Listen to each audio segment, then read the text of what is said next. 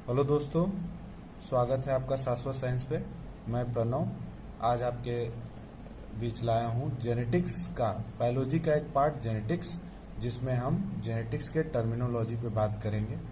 क्योंकि किसी भी चीज़ की शुरुआत उसके बेसिक यूनिट से होती है, तो पहले हम जेनेटिक्स में ये चीज़ समझेंगे कि हमें क्या चीज़ पढ़नी है, कहाँ से शुरुआत होगी और कहाँ तक हम पढ़ के स्टडी करेंगे। तो जेनेटिक के बेसिक यूनिट से हम शुरुआत करेंगे, फिर उसमें देखेंगे कि गैमीट का फॉर्मेशन कैसे होता है, फिर मेंडल ने हमें क्या सिखाया, जीन क्या होते हैं, एलील क्या होता है, फिनोटाइप क्या होता है, जीनोटाइप क्या होता है, फिनोकॉपी क्या होता है, यूथेनिक्स क्या होता है, यूजेनिक्स क्या होता है, इंडिपेंडेंट असॉर्टमेंट किसे कहते हैं, सेग्रीगेशन क्या होता है, हाइब्रिड विग्योर क्या होता है। मतलब जेनेटिक्स का हर वो पार्ट जिसको सुनने के बाद आदमी का दिमाग खराब हो जाता है। मैं बायोलॉजी स्टूडेंट को अक्सर देखता हूँ कि बायोलॉजी का हर पार्ट वो याद कर लेता है, लेकिन जेनेटिक्स के क्वेश्चन में वो फंसता है। तो जेनेटिक्स के क्वेश्चन आप इस लेक्चर में, मतलब जेनेटिक्स के पूरे लेक्चर को एक बार अगर आप स्टडी कर लेंगे तो आपको कभी भी दोबारा पढ़ने की जरूरत नहीं होगा, क्योंकि हम लोग का कॉन्सेप्ट ही है कि पढ़ो तो सिर्फ एक बार। ठीक है, तो आज हम जेनेटिक्स के इस पास को शुरू करते हैं।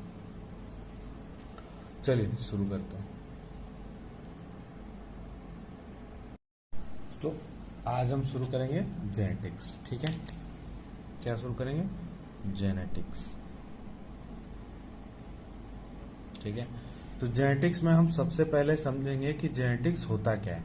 तो जेनेटिक्स में हम पढ़ते क्या है? तो जेनेटिक्स में हम पढ़ते हैं, कलेक्टिव स्टडी करते हैं। Collective study, collective study of heredity, heredity and variation. ठीक है, तो मैंने बोल दिया कि हम collective study of heredity and variation करते हैं किसमें? जेनेटिक्स में। तो फिर हमको हेरेडिटी क्या होता है और वेरिएशन क्या होता है, दोनों को समझना पड़ेगा। तो हम समझते हैं कि हेरेडिटी क्या होता है और वेरिएशन क्या होता है। तो हम पहले हेरेडिटी को समझेंगे। ठीक है, हेरेडिटी क्या होता है? हेरेडिटी होता है transmission of genetic character, transmission of genetic character. ठीक है, ट्रांसमिशन ऑफ जेनेटिक कैरेक्टर। तो ट्रांसमिशन मतलब transfer of genetic character. Transfer मतलब आप समझ ही गए हैं कि माता पिता से यानी पेरेंट्स से जो जेनेटिक कैरेक्टर ट्रांसफर होता है ऑफस्प्रिंग में यानी बच्चों में। ठीक है, तो जेनेटिक कैरेक्टर का ट्रांसफर को हम हेरिडिटी बोलते हैं। समझ गए? हेरिडिटी शब्द क्या है? ट्रांसमिशन ऑफ जेनेटिक कैरेक्टर, जिस ट्रांसमिशन मतलब transfer of genetic character from parents to their offspring, from parents to their offspring. Simple सा है, इसमें कोई कठिनाई नहीं होनी चाहिए। अब जेनेटिक कैरेक्टर क्या होता है, हमको जेनेटिक कैरेक्टर भी समझना है, क्योंकि हम टर्मिनोलॉजी पढ़ रहे हैं, तो हम जेनेटिक कैरेक्टर को समझेंगे। ठीक है, जेनेटिक कैरेक्टर क्या होता है? तो जेनेटिक कैरेक्टर, आप ये ऑफस्प्रिंग नहीं है, जेनेटिक कैरेक्टर के नीचे ऑफस्प्रिंग तो मतलब बच्चे, मतलब सन, डॉटर वगैरह। ठीक है, चलो जेनेटिक कैरेक्टर के बारे में हम समझेंगे। जेनेटिक कैरेक्टर क्या होता है, लिख लेते हैं। Genetic character, genetic character, genetic character धीरे धीरे पढ़ेंगे, ज्यादा हड़बड़ी में नहीं, धीरे धीरे पढ़ेंगे तो हम टर्मिनोलॉजी समझ पाएंगे, जिससे कि हमें जेनेटिक्स पढ़ने में आसानी होगी। तो जेनेटिक कैरेक्टर आज दो genetic character are those character which are result of gene expression।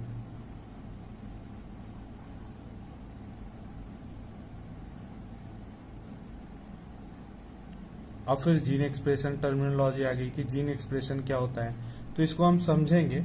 Gene expression क्या होता है? एक जीन है, ठीक है, एक जीन जो कि डीएनए का पार्ट होता है, डीएनए पार्ट ऑफ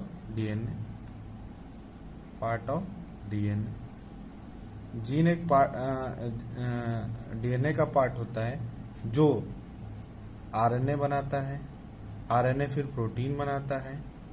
ठीक है, यही प्रोटीन सब प्रोटीन यानी एंजाइम वगैरह, मान लीजिए एंजाइम। अब ये सबस्ट्रेट को प्रोडक्ट में बदलेगा, ठीक है। तो मान लीजिए आपके हाइट का करेक्टर है, मान लीजिए हाइट का करेक्टर है ना, तो ये प्रोडक्ट इस पे काम करेगा। भाई हाइट बढ़ाने के लिए किसी न किसी हार्मोन की जरूरत पड़ती है ना, बचपन में पैदा होते हैं तो हम ग्रोथ हार्मोन वगैरह पढ़ते हैं, तो ये हाइट हमारी बढ़ाएगा। तो कुछ ये जीन जो है कोई चीज ऐसा बना रहा है ना जिसे करेक्टर इन्फ्लुएंस हो रहा है, करेक्टर इन्फ्लुएंस हो रहा है इस जीन की वजह से। तो क्या बोलते हैं, genetic character are those character which are result of gene expression. ये करेक्टर जो एक्सप्रेस हुआ है वो जीन के एक्सप्रेशन से, यानी जीन ये प्रोटीन बनाया तभी ये प्रोडक्ट बना, तभी ये हाइट बढ़ी। यानी जेनेटिक करेक्टर क्या है, genetic character basically gene expression है, जीन एक्सप्रेशन जो करेक्टर को इन्फ्लुएंस करता है।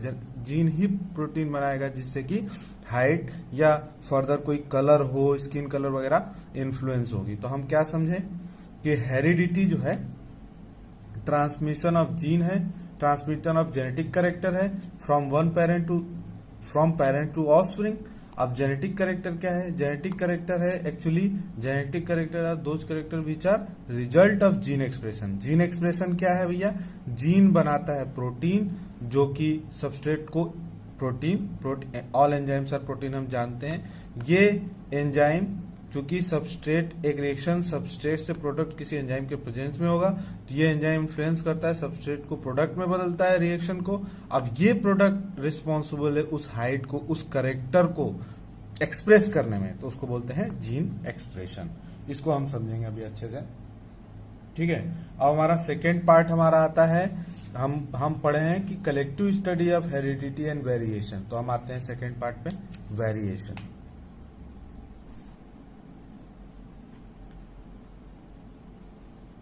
वेरिएशन, ठीक है। वेरिएशन के बारे में हम पढ़ते हैं।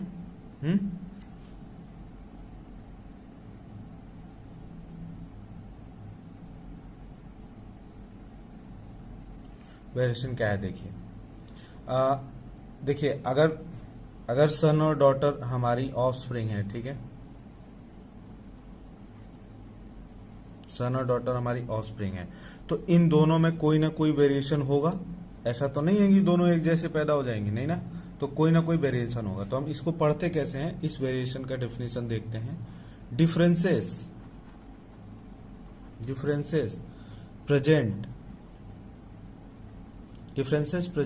among the member of differences present among the member of same species, ठीक है, सेम स्पीसीज। डिफरेंसेस, ये डिफरेंसेस, अब ये डिफरेंसेस तो किसी भी तरह के हो सकते हैं, ठीक है। तो ये डिफरेंसेस को ही वेरिएशन बोलते हैं, वेरिएशन इन दोनों में पाया जाता है। तो ये दो तरह के वेरिएशन भी होते हैं, कौन कौन से भैया, सोमैटिक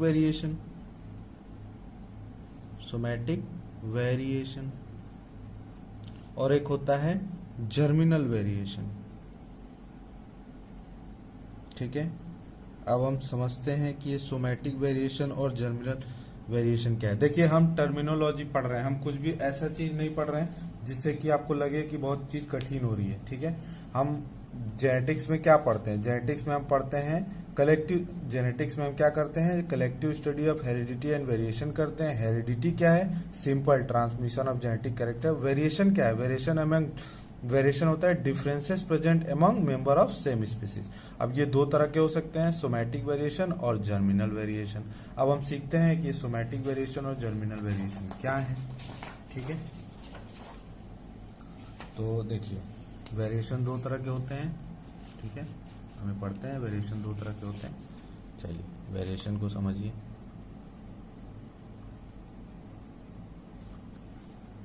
वेरिएशन दो तरह के होते हैं भैया, कौन कौन से, एक सोमैटिक वेरिएशन,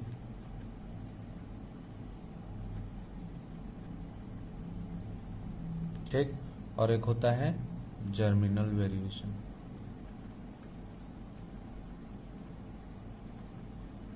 ठीक है, सोमैटिक वेरिएशन में क्या होता है, अकर इन सोमैटिक सेल,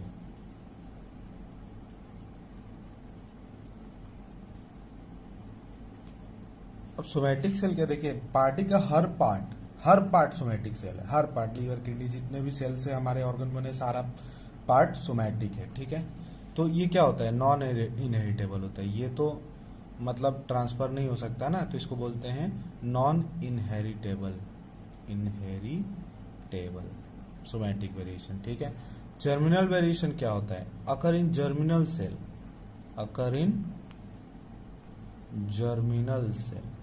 ना, बात समझिए मैं आपको बताऊंगा। अब ये क्या होता है, ये इनहेरिटेबल होता है,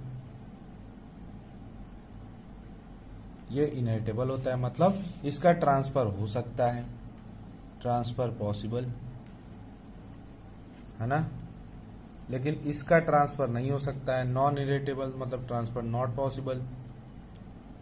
कभी सुना है कि किसी का किडनी ट्रांसफर हो गया? अरे उस तरह का ट्रांसफर नहीं, किडनी मतलब माता पिता से किडनी बच्चों में चला गया, नहीं, ट्रांसफर नॉट पॉसिबल, ठीक है। ये सिर्फ टर्मिनोलॉजी है, ठीक है, इसको बस समझना है कि हमको चीज कैसे कैसे प्रोसीड करनी। अच्छा, जो ये जो जर्मिनल वेरिएशन है, ये भी दो तरह के हो सकते हैं इनहेरिटेबल के इनहेरिटेंस के बेसिस पे। कौन कौन से, देखिए, या तो कंटिन्यूअस वेरिएशन हुआ हो,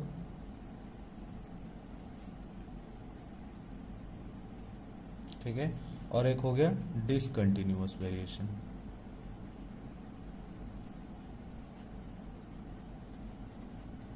समझिए, कंटिन्यूअस वेरिएशन मतलब ना, पेरेंट्स है, ठीक है, अब उसकी ऑफस्प्रिंग आई तो इसमें भी वेरिएशन हुआ, ठीक है। अब ये ऑफस्प्रिंग पेरेंट बनी, ठीक, तो उसके ऑफस्प्रिंग में वेरिएशन हुआ, मतलब ये वेरिएशन रुकता नहीं है, ये कंटिन्यूअसली होता चलता है। एक चक्र इसका जो कंटिन्यूअसली होता रहता है, वो रुकता नहीं है। अपीयर इन एवरी जनरेशन, तो हम इसको क्या पढ़ते हैं, अपीयर इन एवरी जनरेशन, तो उसको बोलते हैं कंटिन्यूअस वेरिएशन। अच्छा, क्यों होता है उसकी एक टर्मिनोलॉजी है, देखिए क्या है उसकी टर्मिनोलॉजी, उसकी due to crossing over and independent assortment.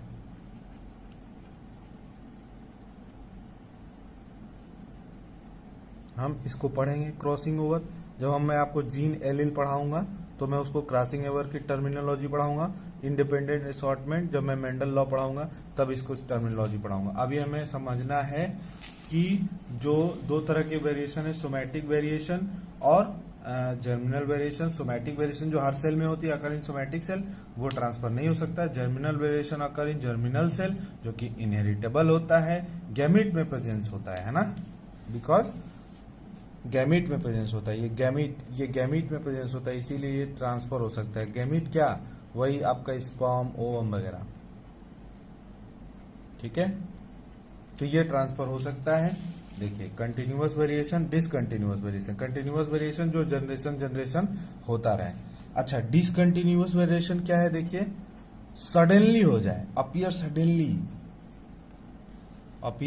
Suddenly due to, अच्छा ये क्यों होगा, ड्यू टू म्यूटेशन हो जाता है, म्यूटेशन की वजह से होता है ना। हम जब मैं पहला आपको चैप्टर पढ़ा रहा था तो उसमें हम पढ़े थे कि सेल से टिश्यू से ऑर्गन से फिर डिफरेंट ऑर्गन सिस्टम बनते हैं। तो जब सेल से टिश्यू बना, जैसे प्रोकैरियोट से यूकैरियोट बने, तो अचानक से वेरिएशन हुआ, क्यों हुआ, ड्यू टू म्यूटेशन, है ना। म्यूटेशन सडनली होता है। अब म्यूटेशन को भी हम समझेंगे, तो ये टर्मिनोलॉजी है, बस ये देखना है कि हमको पढ़ना क्या है। हेरिटेबल का आप समझ लिए, transfer, inheritable transfer possible, non inheritable जो कि सोमैटिक वेरिएशन में ट्रांसफर नहीं हो सकता है। अब जो जर्मिनल वेरिएशन है, ये दो तरह के होते हैं, जो कि इनहेरिटेबल है, दो तरह के होते हैं। कंटिन्यूअस वेरिएशन जो जनरेशन आफ्टर जनरेशन होता है स्पीसीज में, और डिसकंटिन्यूअस वेरिएशन जो अचानक से हो जाए।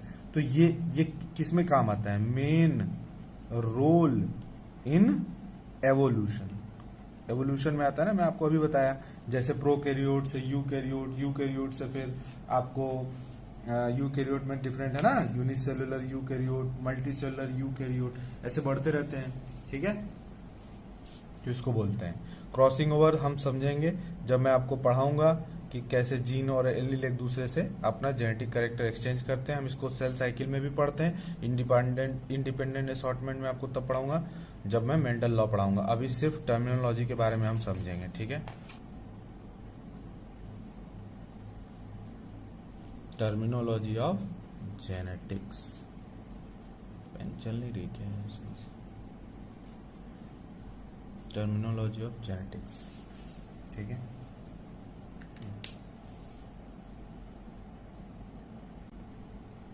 अच्छा, टर्मिनोलॉजी ऑफ जेनेटिक्स में हम सबसे पहले समझेंगे कि कैरेक्टर क्या होता है, ठीक है। कैरेक्टर क्या होता है? अच्छा, कैरेक्टर सिंपली किसे बोलते हैं? Feature of an organism. क्या बोलते हैं कि सिंपली क्या है? Feature of an organism. समझने वाली बात है। जैसे एग्जांपल हम दे, अगर मैं प्लांट हाइट की बात करूं, है ना, प्लांट हाइट की बात करूं, या मैं फ्लावर के कलर की बात करूं, तो ये फीचर है ना, इसी को कैरेक्टर बोलते हैं, ठीक है। या मैं सीड के शेप की बात करूं, इसको क्या बोलते हैं? कैरेक्टर, ठीक है। अच्छा, इसी कैरेक्टर का, जैसे फीचर ऑफ एन ऑर्गेनिज्म मैंने बोला, इसी कैरेक्टर का डिफरेंट फॉर्म ऑफ कैरेक्टर, समझिए, different form of character, different form of character, different form of character को क्या बोलते हैं? ट्रेट। समझें? तो हम कंफ्यूज हो जाते हैं कि कैरेक्टर क्या होता है, ट्रेट क्या होता है। तो समझिए, जैसे मैंने ऊपर एग्जांपल दिया प्लांट हाइट, है ना, तो ठीक है, हम लिखते हैं plant height. Plant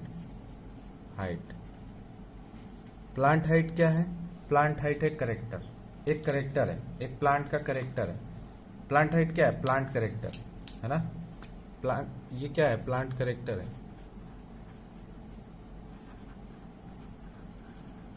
plant height क्या है? प्लांट कैरेक्टर है। अच्छा, अब ये कैरेक्टर दो तरह के, इसमें कैरेक्टर तो दो तरह के हो सकते हैं ना, एक हो सकता है टॉल, एक हो सकता है ड्वार्फ, हो सकता है। यही ट्रेट है।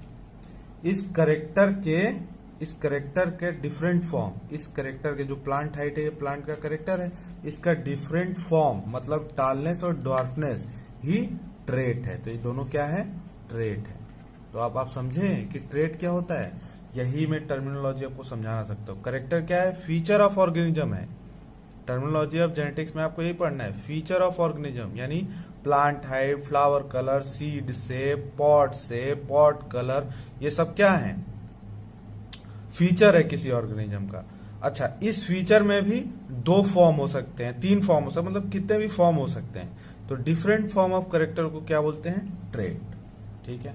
अब हम दूसरी टर्मिनोलॉजी पढ़ेंगे, वेरी इंपॉर्टेंट टर्मिनोलॉजी। आगे दूसरी टर्मिनोलॉजी पढ़ते हैं, इसको ध्यान से समझिएगा, बहुत ही ध्यान से समझिएगा। हम पढ़ेंगे दूसरी टर्मिनोलॉजी, हम पढ़ेंगे, सॉरी तीसरी नहीं, जीन के बारे में। इसको ध्यान से समझिएगा। इसी जीन को मेंडल ने बोला था फैक्टर, ठीक है। तो जब हम मॉलिक्यूलर जेनेटिक्स में पढ़ेंगे तो हम उसमें पढ़ेंगे, जैसे डीएनए है, ठीक है, ये पूरी एक डीएनए की थ्रेड है, ठीक है। मान लीजिए डीएनए की थ्रेड है, तो डीएनए का कोई एक पार्ट, पूरी डीएनए नहीं, डीएनए का वह पार्ट जो एक्सप्रेशन शो करता है, डीएनए का वह पार्ट जो प्रोटीन बनाता है, ठीक है, डीएनए का वह पार्ट जो प्रोटीन बनाता है, जो एक्सप्रेस करता है, उसको जीन कहते हैं। समझ रहे हैं बात? जीन उसे कहते हैं। डीएनए का वह पार्ट, डीएनए का वो पार्ट जो एक्सप्रेस कर रहा है, एक्सप्रेस मैंने आपको पीछे समझाया, एक्सप्रेस कर रहा किसी कैरेक्टर को इन्फ्लुएंस कर रहा ना, उसको क्या कहते हैं? जीन। समझ रहे हैं? डीएनए का, पूरी डीएनए नहीं, अगर मैं ऐसे कहूं कि all genes are DNA, all, मैं बोलूं ऑल जीन्स आर डीएनए, तो ये सही है। लेकिन मैं बोलूं ऑल डीएनए आर जीन, तो ये गलत है। ठीक है, समझ रही बात? डीएनए का वह पार्ट जो एक्सप्रेस कर रहा है किसी कैरेक्टर को, उसको जीन बोलते हैं। Segment of DNA which is responsible for appearance of character. ठीक है, क्या बोलेंगे? Segment of DNA which is responsible for appearance of character. तो जीन क्या है? Segment of DNA which is responsible for appearance of character. समझ रहे बात? Which is responsible for appearance of character. DNA का वह पार्ट जो एक कैरेक्टर के लिए रिस्पॉन्सिबल है वही जीन कहलाता है। इस बात को आपको समझने की जरूरत है। ठीक है, इस बात को आपको समझने की जरूरत है। इसको मैं दूसरे टर्मिनोलॉजी से समझाऊंगा। दूसरी टर्मिनोलॉजी हम पढ़ेंगे एलील के बारे में। ठीक है, क्या पढ़ेंगे? एलील के बारे में। एलील क्या है भैया? Allele alternate form of gene. तो इस बात को आप ऐसे समझिए कि डीएनए कंडेंस हुआ, डीएनए कंडेंस होके क्रोमोसोम बनाया, डीएनए कंडेंस होके क्या किया? क्रोमोसोम बनाया। ठीक है, क्रोमोसोम मान लीजिए ये है आपका स्ट्रक्चर, तो ये पूरी डीएनए की पार्ट है ना? अब डीएनए का कोई एक पार्ट, मान लो इतना पार्ट एक्सप्रेस कर रहा, तो इसको क्या बोलेंगे? जीन बोलेंगे, जीन।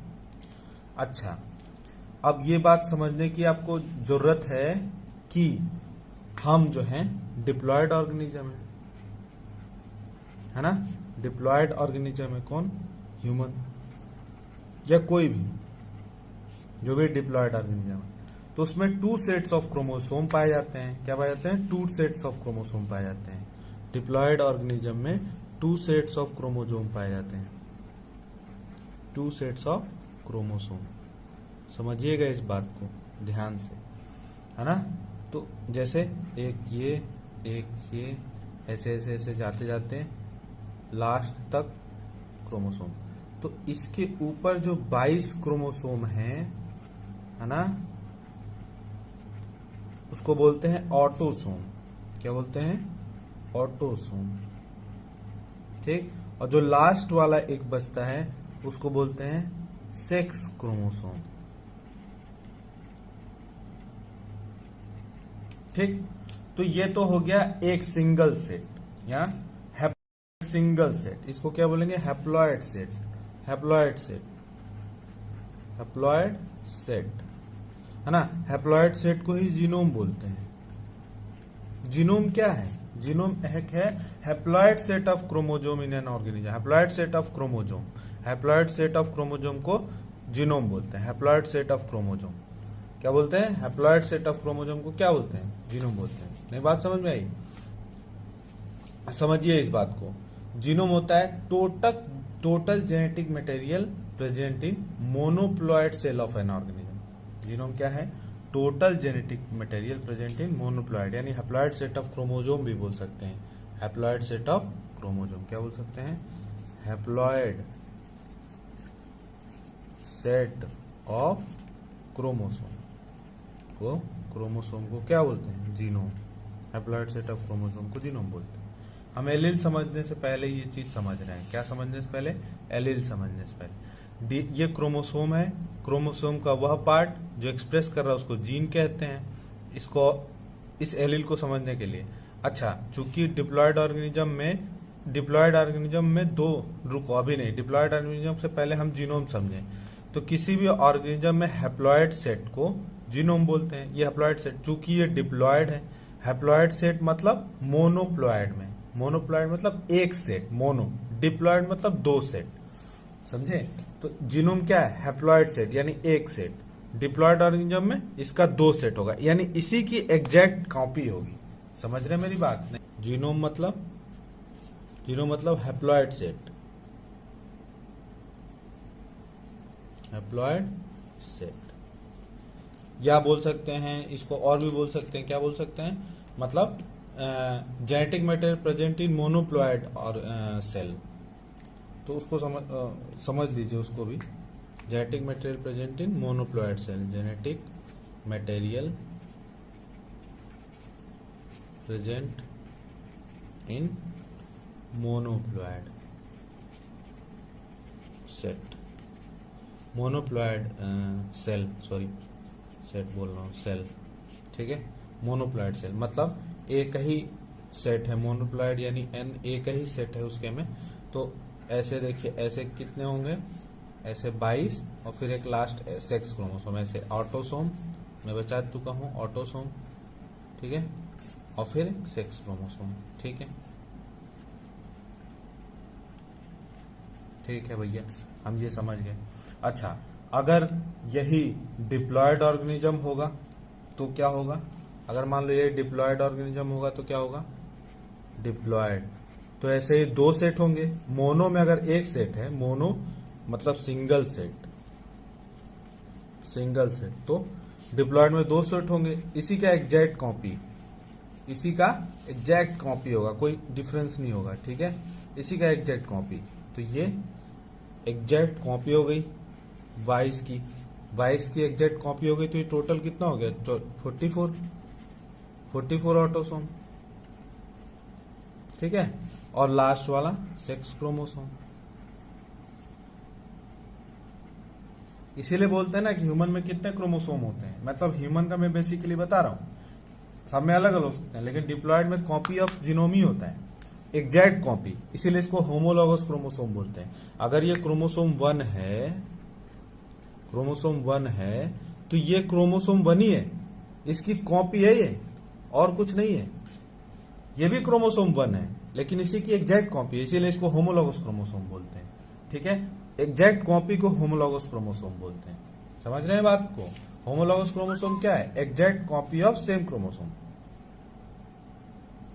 है ना, एग्जैक्ट कॉपी ऑफ सेम। देखो क्रोमोसोम 1 है, क्रोमोसोम ये भी 1 है, ऐसे ही 22 क्रोमोसोम, एक क्रोमोसोम दो क्रोमोसोम, ये एग्जैक्ट कॉपी है। तो जो एग्जैक्ट, अच्छा ये इसकी कॉपी नहीं है, ये इसकी एग्जैक्ट कॉपी है, लेकिन ये इसकी कॉपी नहीं है, तो इसको बोलते हैं नॉन होमोलॉगस क्रोमोसोम। होमोलॉगस मतलब एग्जैक्ट कॉपी, समझ रहे बात को? लेकिन ये एग्जैक्ट कॉपी है, तो ये क्या है? Homologous, homologous chromosome. बात समझो, मोनोप्लॉइड सेल में एक ही सेट ऑफ क्रोमोसोम होता है, उसको जीनोम बोलते हैं। हैप्लॉइड सेट, इन मोनोप्लॉइड सेल में एक ही सेट ऑफ क्रोमोसोम होता है, और डिप्लॉइड में 2 सेट। तो देखो ये एन जो है ना, एन नंबर हमको डिनोट करता है इस जीनोम के बारे में, कि उसमें एक सेट ऑफ क्रोमोसोम है। डिप्लॉइड क्या हो गया? 2n, ये n ही है, लेकिन इसी का एग्जैक्ट कॉपी। अब हम आते हैं अपने एलिल के उस टर्मिनोलॉजी पे, ठीक है। अब हम समझ पाएंगे कि एलिल हमको क्या बताना चाहता है, ठीक है। तो अब एलिल की टर्मिनोलॉजी अब समझिए। तो एलिल की हमारी टर्मिनोलॉजी अब हमको समझ में आ जाएगी बहुत अच्छे से कि एलिल हमको क्या बता रहा है, और एलिल को हमें समझना जरूरी भी है। तो हमको एलिल कहता है कि अल्टरनेट फॉर्म ऑफ जीन, है ना, alternate form of gene present on homologous chromosome. समझिए, alternate form of gene present on homologous chromosome.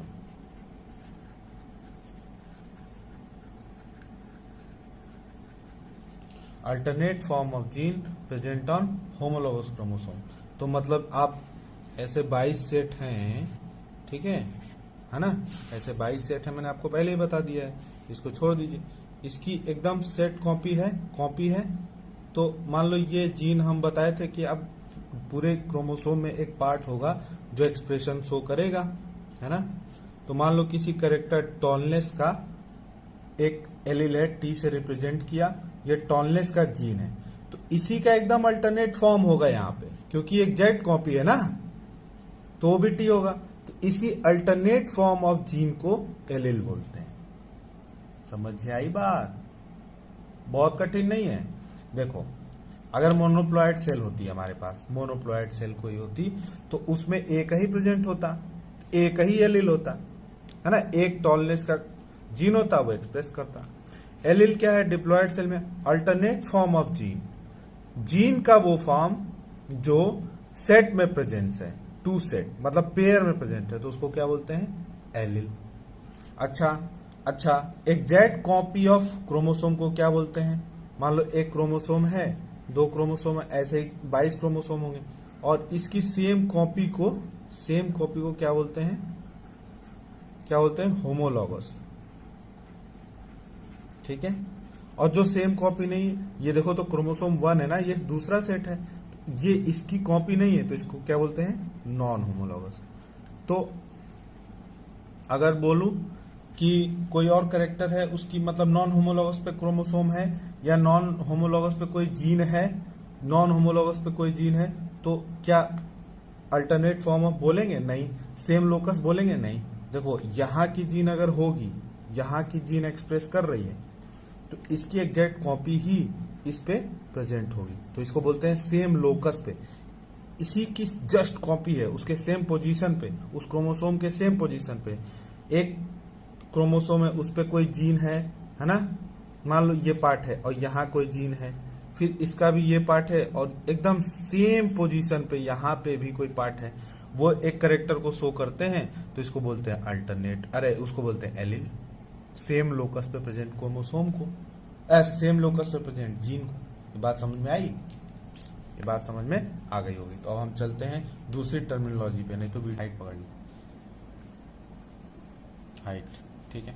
तो हाइट को आप टी से रिप्रेजेंट करेंगे, हाइट को आप टी से रिप्रेजेंट करेंगे। तो अच्छा, होमोलॉगस क्रोमोसोम है ये, ठीक है।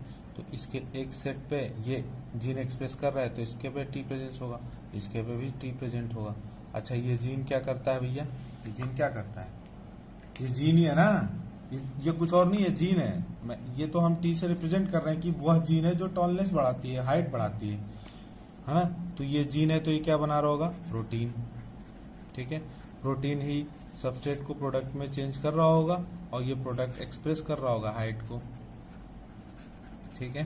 ठीक, अच्छा, अब मान लो ये भी प्रोटीन बना रही होगी, ठीक है, ये भी प्रोटीन बना रही होगी, तो कोई ऐसा कारण हो जाए, ये दोनों हाइट को रिप्रेजेंट कर रहे थे, मान लो ये जीन प्रोटीन बनाना बंद कर दे, ठीक है, इसमें म्यूटेशन हो जाए। क्या हो जाए? म्यूटेशन हो गया, ठीक है, कोई भी सेंस का म्यूटेशन हो गया, तो अब ये एक्सप्रेशन नहीं कर रही, तो इसको हम छोटे से डिनोट करने लगेंगे, क्योंकि ये अब टॉलनेस को रिप्रेजेंट नहीं कर रही। टी माने टॉलनेस, डी माने डॉर्फनेस समझ लो, तो ये अब रिप्रेजेंट नहीं कर रही, लेकिन ये अभी भी तो उसी का पार्ट है, एलील का ही पार्ट है, अल्टरनेट फॉर्म ऑफ जीन। अब ये किसी कारण से मतलब म्यूटेशन से एक्सप्रेस नहीं कर रही, तो अब यहाँ दो टर्मिनोलॉजी हम पढ़ेंगे, वो दोनों टर्मिनोलॉजी आप समझिए क्या है ना। दो टर्मिनोलॉजी हम पढ़ेंगे, क्या क्या है भैया? पहली टर्मिनोलॉजी है डोमिनेंट एलील, है ना, टी। समझ रहे हो डोमिनेंट एलील? टी का मतलब जो एक्सप्रेस कर रहा है, ठीक है। और रिसेसिव एलील,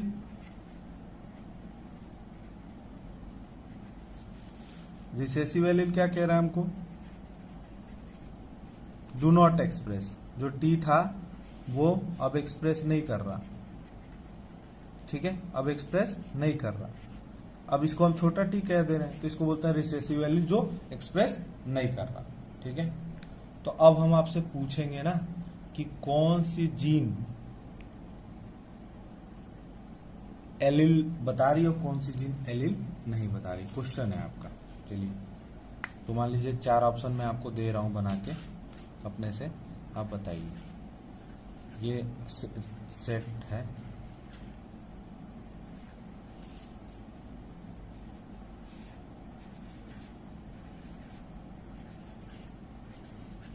ठीक है। मान लो यहाँ पे ए है और यहाँ पे ए है,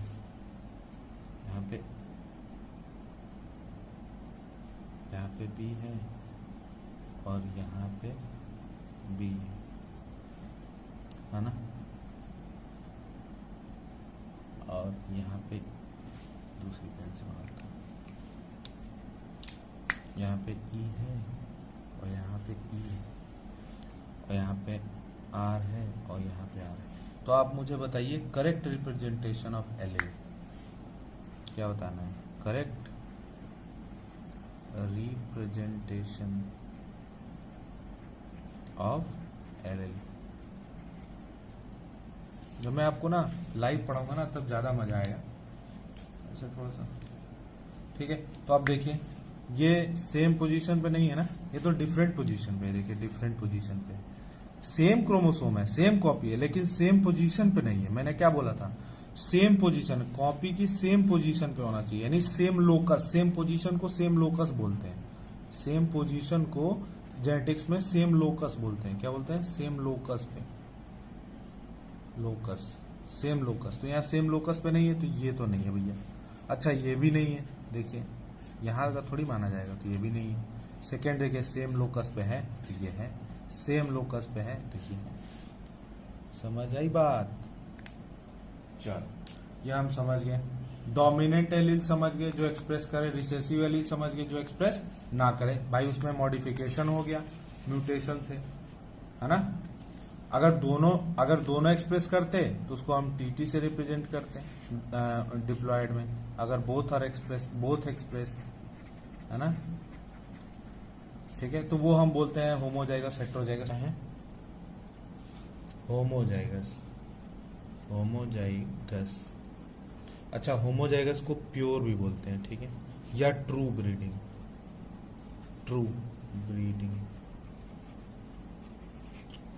होमोजाइगस को प्योर क्यों बोलते हैं मैं आपको बताता हूँ, उसमें म्यूटेशन नहीं हुआ, ठीक है। तो इसको पहले हम डेफिनेशन लिखेंगे इसकी। क्या लिखेंगे? डेफिनेशन। क्या डेफिनेशन भैया? Presence of two similar allele, presence of two similar allele of a gene. A gene का मतलब समझ रहे हो ना, एक ही जीन है, सेट है, इन डिप्लॉयड ऑर्गेनिज्म। लग रहा है इसकी वीडियो बहुत बड़ी हो जाएगी, चलिए कोई बात नहीं। तो presence of two similar allele मतलब इसमें कोई मॉडिफिकेशन, कोई म्यूटेशन नहीं हुआ है। टू सिमिलर एलील और एक ही जीन है, क्योंकि एक ही कैरेक्टर शो कर रहा है, ठीक है। तो मान लो ये होमोलॉगस क्रोमोसोम मैंने बना दिया। अब यहाँ पे कोई प्लांट हाइट की मान लो जीन है टी, और ये भी टी, दो सिमिलर एलील है ना, देखो सिमिलर एलील है टी और बोथ आर एक्सप्रेसिंग, तो इसको बोलते हैं होमोजाइगस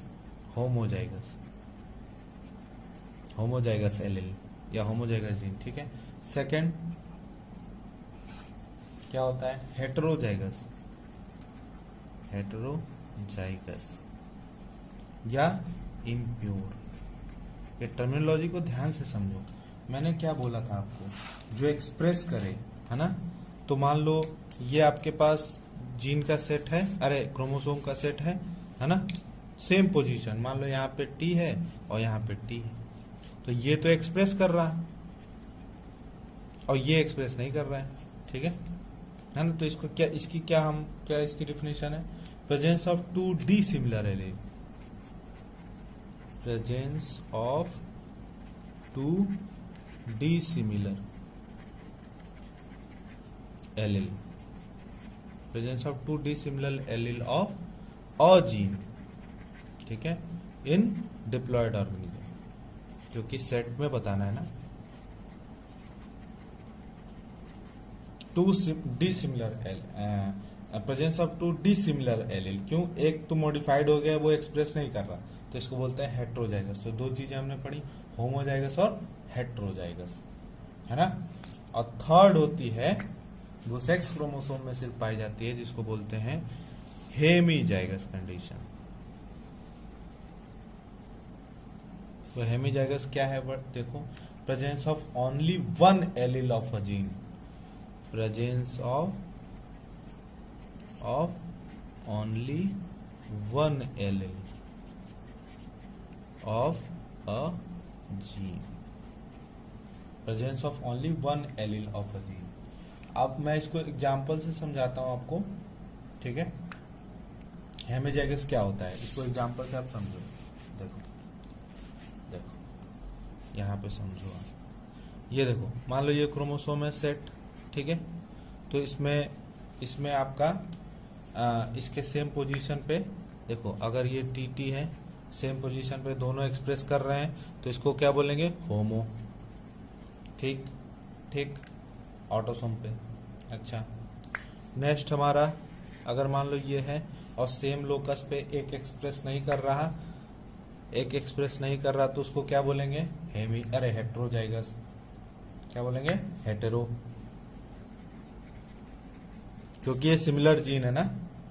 लेकिन सेक्स क्रोमोसोम थोड़ा डिफरेंट हो जाते हैं साइज में। फीमेल में तो ठीक होता है, देखो फीमेल में एक्स एक्स होता है, तो इसमें होमोजाइगस कंडीशन पाई जाती है। मान लो टीटी की पाई गई, तो इसमें तो होमोजाइगस कंडीशन पाई जाती है होमो सेक्स क्रोमोसोम में, ये ऑटोसोम का बताया था मैंने। लेकिन ये फीमेल में, ठीक है। लेकिन अगर मेल है ना, तो उसमें एक्स, मेल में एक्स क्रोमोसोम तो ये है, लेकिन वाई क्रोमोसोम ऐसा होता है, ऐसी उसकी स्ट्रक्चर होती है ये वाई की। तो इसमें तो इन दोनों में तो कोई सिमिलैरिटी ही नहीं है, तो इसमें जो जीन पाया जाता है इसको बोलते हैं हेमिजाइगस कंडीशन।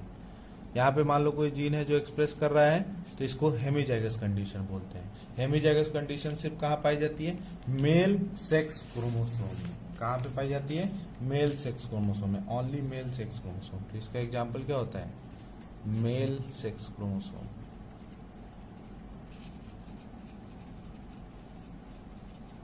तो बहुत ही आसान तरीके से हम समझेंगे जब हम इसको पूरी डिटेल में पढ़ेंगे। अभी तो हम सिर्फ टर्मिनोलॉजी पढ़ रहे हैं ना। डोमिनेंट ट्रेट और second recessive trait, recessive trait और डोमिनेंट ट्रेट। अच्छा जी, ये ट्रेट तो आप समझ ही रहे हैं क्या मैंने बोला था, different form of character, form of character, समझ रहे हैं। डिफरेंट फॉर्म ऑफ करेक्टर को ट्रेट बोलते हैं, मैंने पहले ही बोल दिया है। तो विच अब देखो डोमिनेंट ट्रेट, तो देखो ये होमोजाइगस कंडीशन में ये था और हेटेरोजाइगस में ये था। तो ये बोथ एक्सप्रेस कर रहे हैं, तो इसमें टॉलनेस आ रही है, और ये एक ही एक्सप्रेस कर रहा है फिर भी तो टॉलनेस ही आ रही है ना। तो डोमिनेंट ट्रेट यानी दोनों में हाइट क्या है, टॉल है, दोनों में ये हाइट क्या है, टॉल है, तो इसको बोलते हैं डोमिनेंट ट्रेट। समझ रहे हो। तो डोमिनेंट ट्रेट किस कंडीशन में पाई जाती है, बोथ होमोजाइगस में और हेटेरोजाइगस में, है ना। बोथ में पाई जाती है ना, जब सिमिलर एलील हो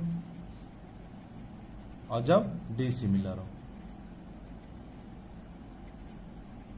ठीक। अच्छा, रिसेसिव ट्रेट देखो, रिसेसिव ट्रेट जैसे टीटी ही पाया गया, तो ये तो कोई एक्सप्रेशन नहीं शो कर रहा, तो ये तो ड्वार्फ हो जाएगा, है ना। तो ड्वार्फनेस का ट्रेट यानी रिसेसिव ट्रेट।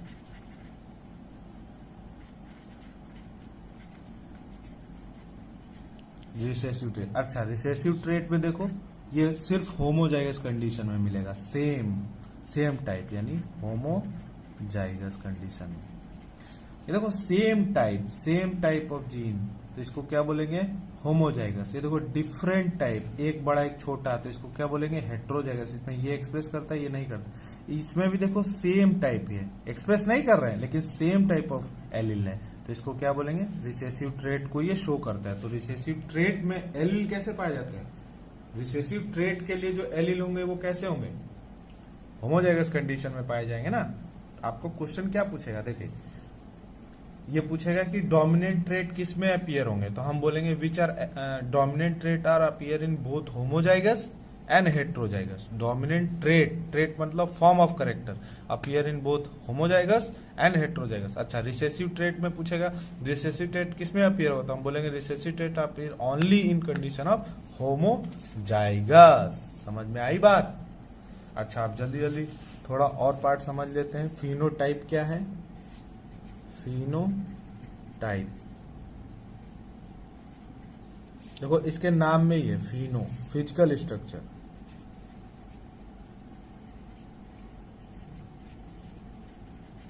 है ना। फिनोटाइप कहते हैं, phenotype physical structure, external appearance को हम फिनोटाइप बोलते हैं।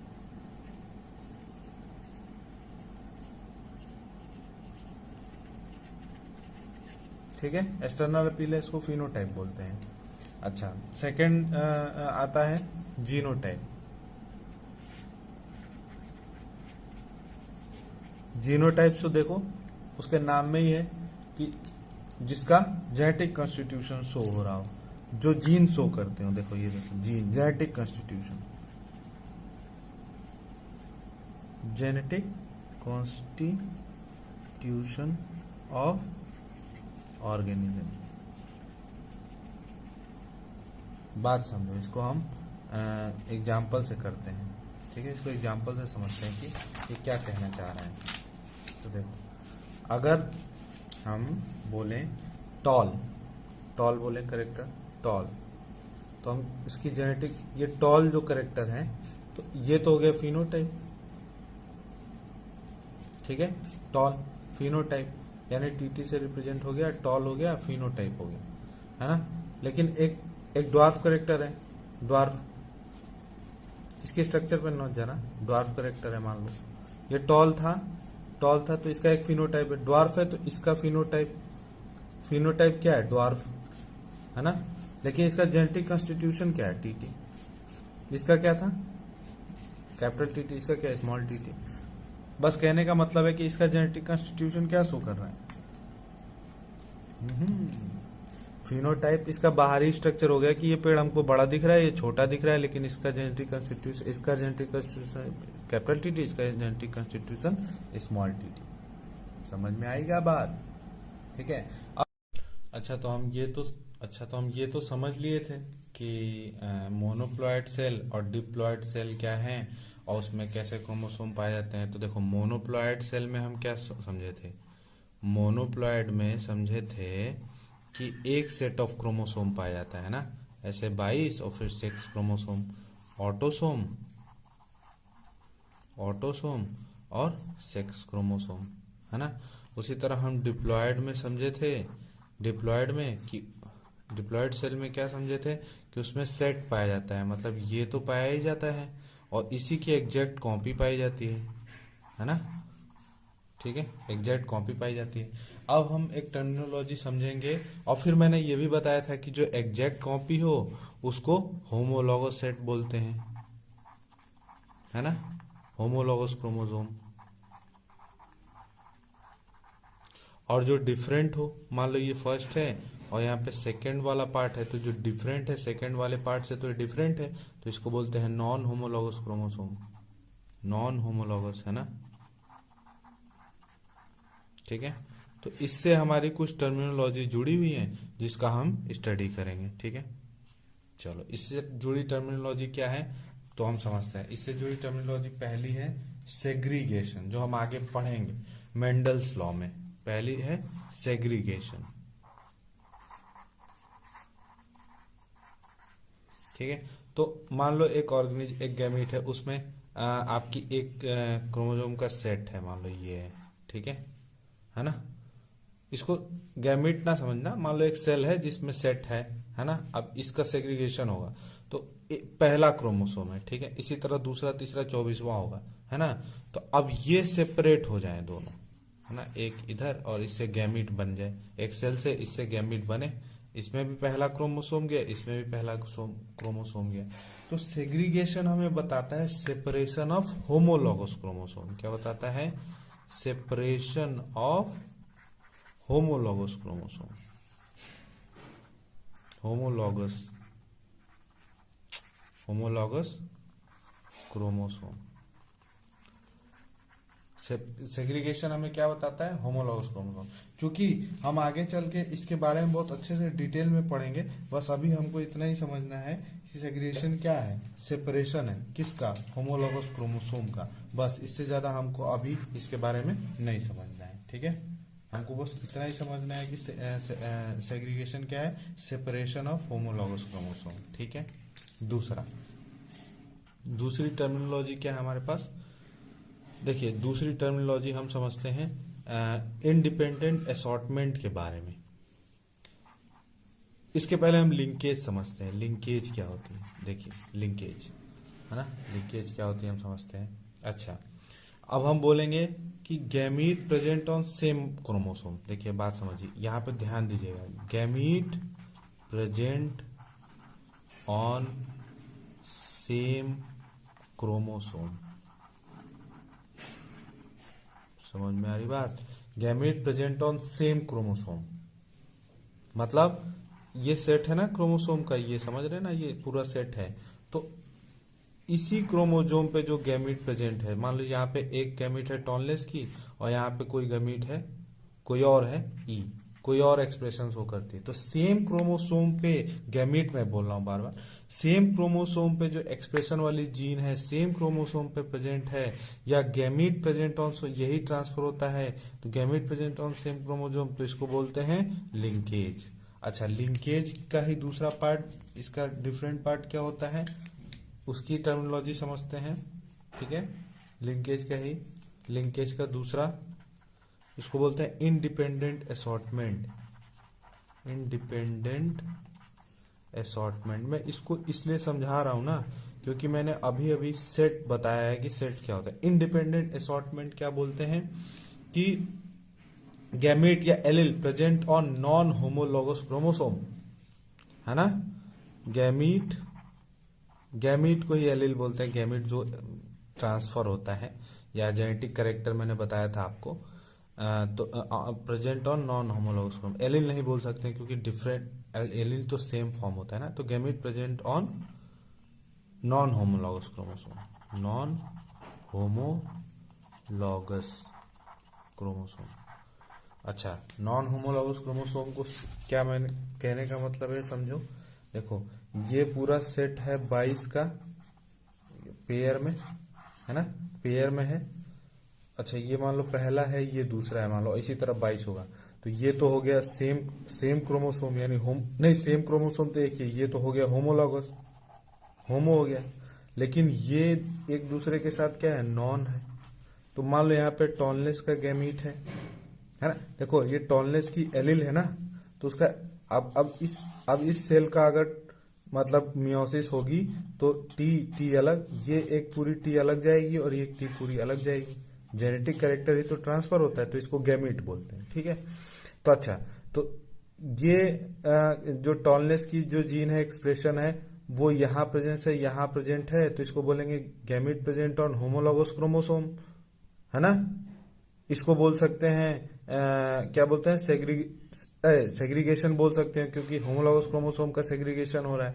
लिंकेज क्या होता है, सेम क्रोमोसोम पे अगर गैमीट प्रेजेंट हो।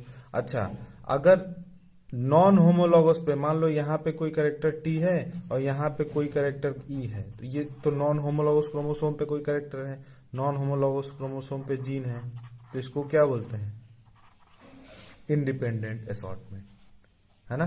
Gamete present on different chromosome. तो जब मैं आपको लॉ ऑफ इंडिपेंडेंट असॉर्टमेंट पढ़ाऊंगा मेंडल का, तो उसमें बहुत काम आएगा। क्या, gamete present on non homologous chromosome, non homologous chromosome, homologous chromosome pair, set, copy, non homologous second, मतलब सेकंड क्रोमोसोम या थर्ड क्रोमोसोम, यानी उससे रिलेटेड नहीं, दूसरे क्रोमोसोम की कॉपी। तो उसमें कोई गैमेट है या जीन है, तो उसका एक्सप्लेनेशन प्रेजेंट है, तो उसको बोलते हैं इंडिपेंडेंट असॉर्टमेंट। बात समझ में आ गई। तो आपको 3 टर्मिनोलॉजी यहाँ से समझ में आई होगी। पहली, मोनोप्लॉइड में 1 सेट पाया जाता है, डिप्लॉइड में 2 सेट पाए जाते हैं। सेग्रीगेशन क्या होता है, होमोलॉगस क्रोमोसोम का सेपरेशन। लिंकेज क्या होता है, जब gamete present on same chromosome. और इंडिपेंडेंट असॉर्टमेंट क्या होता है, जब gamete present on different chromosome. अच्छा, कुछ इसके एग्जाम्पल्स कर लेते हैं, नहीं तो ये कंफ्यूजन कर देगा। ठीक है, कुछ इसके एग्जाम्पल कर लेते हैं, नहीं तो ये कंफ्यूज कर देगा, बाद में हमसे सही नहीं हो पाएगा। चलो ठीक है, इसको करते हैं। चलो, मान लो ये क्रोमोसोम है और ये क्रोमोसोम है, ठीक है, और यहाँ पे टी है और यहाँ पे इसी क्रोमोसोम पे आर है। अच्छा, दूसरा जो सेट है क्रोमोसोम का, ये दूसरा सेट दूसरे क्रोमोसोम का, यहाँ पे अच्छा, यहाँ पे प्रेजेंट है इसके उस पे ई, होमोलॉगस क्रोमोसोम। अच्छा यहाँ पे टी है और यहाँ पे आर है और फिर यहाँ पे ई, ठीक है। ये कॉपी है एक दूसरे की, ये दोनों कॉपी है, ये पहला है, ये पहला है, इसकी कॉपी ये है, और ये दूसरा है और ये दूसरा है, ठीक है। इसकी कॉपी ये है, ये पहला क्रोमोसोम है, ये दूसरा क्रोमोसोम है, ऐसे ऐसे ना कंफ्यूज हो जाना, ठीक है।